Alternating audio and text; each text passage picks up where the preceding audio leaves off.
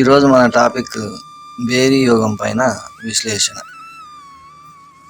బేరీ యోగానికి సంబంధించిన శ్లోకాలు ఇవి. వీటి యొక్క భావం ఏమిటంటే, భాగ్యాధిపతి బలవంతుడై గ్రహములన్నీ లగ్న ద్వితీయ సప్తమ ద్వాదశములందున్న లేక భాగ్యాధిపతి బలవంతుడై కేంద్రములందు లగ్నాధిపతి గురు శుక్రులున్న బేరీ యోగము.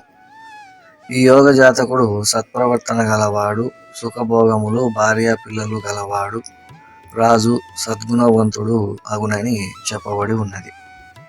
ఈ యోగం అనేటువంటిది మనము ఉన్నది ఉన్నట్లుగా పరిశీలన చేసి ఫలితాలను చెప్తే అది అనుభవంలో జరగదు. ఎందుకంటే లగ్నానుసారం శుభగ్రహాలేవి పాపగ్రహాలేవి అనేటువంటిది విభజన చేయకుండా కేవలం లగ్నంలోనూ ద్వితీయంలోను సప్తమ స్థానంలోను ద్వాదశ స్థానంలోనూ గ్రహాలుంటే ఈ యోగం వర్తిస్తుందని చెబితే అది అనుభవంలో సరిపోదు. ఎందుకంటే ఇక్కడ ఒక ఉదాహరణని పరిశీలన చేయండి. ఇది ధనస్సు లగ్నం. ధనస్సు లగ్నానికి గురు కుజ రవులు శుభులయ్యి యోగాన్ని కలిగిస్తారు, కానీ మిగిలిన శని చంద్ర బుధ శుక్రులు అవయోగాన్ని కలిగిస్తారు. శని చంద్రులు ఇద్దరు అష్టమ భావాన్ని చెడగొడుతూ ఆయుస్సుని క్షీణింపు చేస్తున్నారు.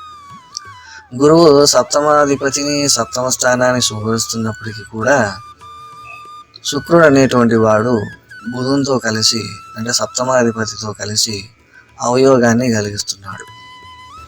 కనుక మనం యోగాన్ని పరిశీలన చేసేటప్పుడు ఎప్పటికైనా కానీ లగ్నానుసారం శుభగ్రహాలేవి పాపగ్రహాలేవి అనేటువంటిది ముందుగా నిర్ణయించుకొని తర్వాత ఫలితాలని చెప్పవలసి ఉంటుంది. ఇక ఈ బేరీ యోగంలో ఇంకొక సూత్రం ఉన్నది. భాగ్యాధిపతి బలవంతుడై కేంద్రములందు లగ్నాధిపతి గురు శుక్రులు ఉన్న అది కూడా బేరీ యోగమే అని చెప్పబడి ఉన్నది. ఈ గురు శుక్రులు అనేటువంటి వాళ్ళు కొంతమందికి యోగాన్ని కలిగిస్తే కొంతమందికి అవయోగాన్ని కలిగిస్తారు. ఎందుకంటే గురువు అనేటువంటి వాడు ఒక వర్గానికి సంబంధించిన వాడైతే శుక్రుడు అనేటువంటి వాడు ఇంకొక వర్గానికి సంబంధించిన వాడు. అంటే గురువు శుభుడైనటువంటి వాళ్లకు శుక్రుడు పాపేయింటాడు, శుక్రుడు శుభుడైనటువంటి వాళ్లకు గురువు అనేటువంటి వాడు పాపేయింటాడు.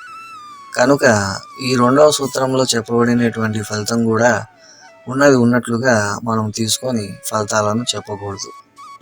ఈ యోగంలో చెప్పబడినటువంటి ఫలితాన్ని మనం పరిశీలన చేస్తే, ఈ యోగ జాతకుడు సత్ప్రవర్తన గలవాడు, సుఖభోగములు భార్య పిల్లలు గలవాడు, రాజు, సద్గుణవంతుడు అవుతాడని చెప్పబడి ఉన్నది.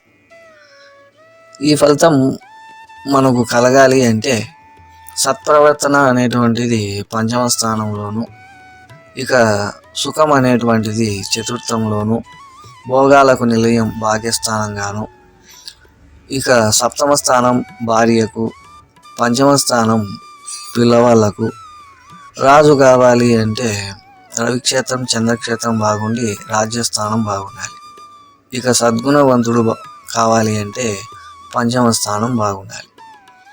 ఈ విధంగా నేను చెప్పినటువంటి ఈ స్థానాల పైన లగ్నానుసారం విభజింపబడినటువంటి శుభగ్రహాలు తమ ప్రభావాన్ని పూర్తి స్థాయిలో కలిగి ఉంటే అప్పుడు మాత్రమే ఈ యోగంలో చెప్పబడిన ఫలితం అనేటువంటిది ఉంటుందని చెప్పవలసి ఉంటుంది.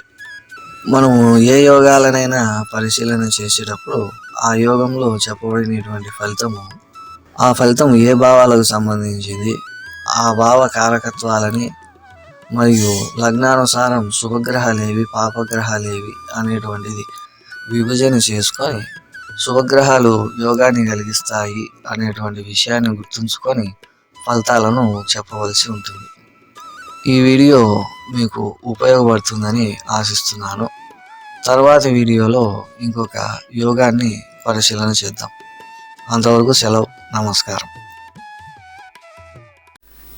ఈ వీడియో నచ్చితే మా ఛానల్ని లైక్, షేర్, సబ్స్క్రైబ్ చేయండి.